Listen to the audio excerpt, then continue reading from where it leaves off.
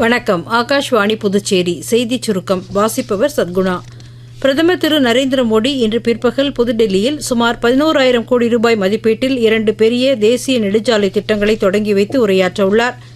தலைநகர் டெல்லியில் போக்குவரத்து நெரிசலை குறைத்து போக்குவரத்துக்கான இணைப்பை கணிசமாக மேம்படுத்தி பயண நேரத்தை குறைக்கும் வகையில் இந்த திட்டங்கள் உருவாக்கப்பட்டுள்ளதாக பிரதமர் அலுவலகம் தெரிவித்துள்ளது. ஜம்மு காஷ்மீர் மாநிலம் கத்துவா மாவட்டத்தில் மேக வெடிப்பினால் ஏற்பட்ட வெள்ளம் மற்றும் சேதங்களை தொடர்ந்து அங்கு நடைபெறும் நிவாரணம் மற்றும் மீட்புப் பணிகள் குறித்து அம்மாநில துணைநிலை ஆளுநர் திரு மனோஜ் சின்ஹா மற்றும் முதலமைச்சர் திரு ஒமர் அப்துல்லாவிடம் மத்திய உள்துறை அமைச்சர் திரு அமித்ஷா கேட்டறிந்தார். பாதிக்கப்பட்ட மக்களுக்கு மத்திய அரசு பக்கபலமாக இருக்கும் என்று திரு அமித்ஷா உறுதியளித்தார்.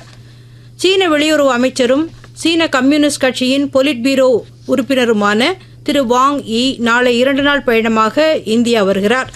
தேசிய பாதுகாப்பு ஆலோசகர் திரு அஜித் தோவல் தலைமையில் நடைபெறும் இந்திய சீன எல்லை குறித்த சிறப்பு பிரதிநிதிகள் நிலையிலான 24வது சுற்று பேச்சுவார்த்தையில் அவர் ஈடுபட உள்ளார்.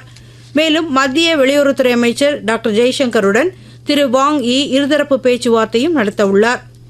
2 நாள் பயணமாக நேபாளம் சென்றுள்ள மத்திய வெளியுறவு செயலர் திரு விக்ரம் மிஸ்ரி அந்நாட்டு வெளியுறவு செயலர் திரு அம்ரித் பகதூர் ராயுடன் இருதரப்பு உறவுகள் குறித்து பேச்சுவார்த்தை நடத்துகிறார்.